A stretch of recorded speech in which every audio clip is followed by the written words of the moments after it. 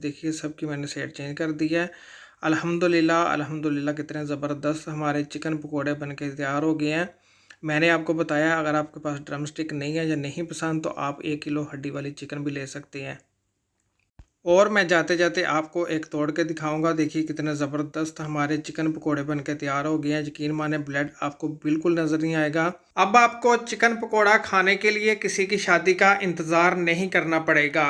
अस्सलाम वालेकुम, मैं हूं शाह मोहम्मद रफ़ी और आप देख रहे हैं food secret recipe YouTube channel. तो आज हमारे किचन में बना है बहुत ज़बरदस्त सा चिकन पकोड़ा।